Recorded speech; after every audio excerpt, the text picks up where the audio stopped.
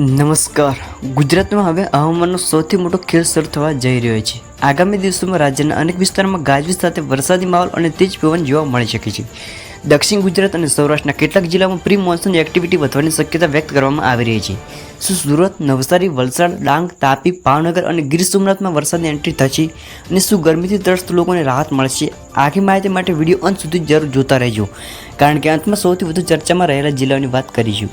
આગામી દિવસોમાં દક્ષિણ ગુજરાત, તાપી, ડાંગ, વલસાડ અને નવસારી જિલ્લામાં ગાજવીજ સાથે હળવદથી મધ્યમ વરસાદની શક્યતા દર્શાવવામાં આવી રહી છે.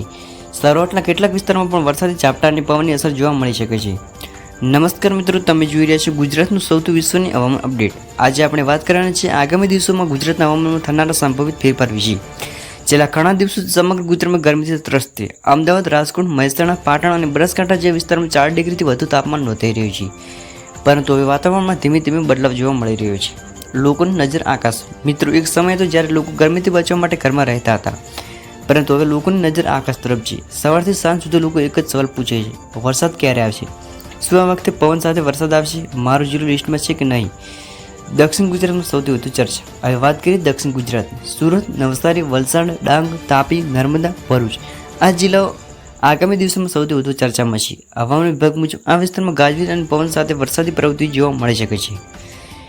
મિત્રો, જો તમે સુરત કે નવસારીમાંથી વિડીયો જોઈ રહ્યા હોય તો કોમેન્ટમાં તમારું ગામ લખજો અને જણાવજો તમારા વિસ્તારમાં હાલ વાદળ છે કે હજુ ગરમી જ છે. સૌરાષ્ટ્ર માટે મોટા સમાચાર. હવે વાત કરીએ સૌરાષ્ટ્રની. અમરેલી, ભાવનગર, ગીર સોમનાથ, જૂનાગઢ, રાજકોટ, જામનગર આ વિસ્તારમાં પણ હવામાન પર નજર રાખવામાં આવી રહી છે. કેટલાક વિસ્તારમાં ગાજવીજ સાથે વરસાદ ઝાપટાની શક્યતા વ્યક્ત કરવામાં આવી રહી છે. ખેડૂતો માટે ખાસ. ખેડૂત મિત્રો માટે આ સમય ખૂબ જ મહત્વનો છે. વાવણી પહેલાં દરેક ખેડૂત વરસાદની રાહ જોતા હોય છે, તેથી હવામાનમાં થતો દરેક બદલાવ ખેડૂતો માટે મહત્વનો બની જાય છે.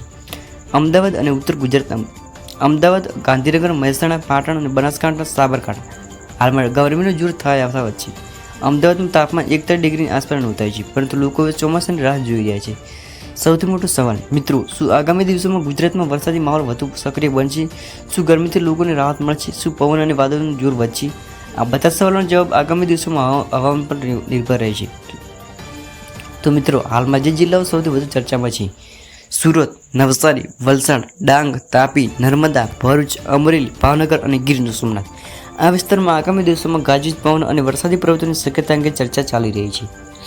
મિત્રો, તમારો જિલ્લો કયો છે? કોમેન્ટમાં જરૂર લખજો. અને જો તમે ગુજરાતના હવામાનના દરેક અપડેટ સૌથી પહેલાં મેળવવા માંગતા હો તો વિડીયોને લાઇક કરી ચેનલ સબસ્ક્રાઈબ કરવાનું ભૂલતા નહીં. જય હિન્દ, જય ગુજરાત.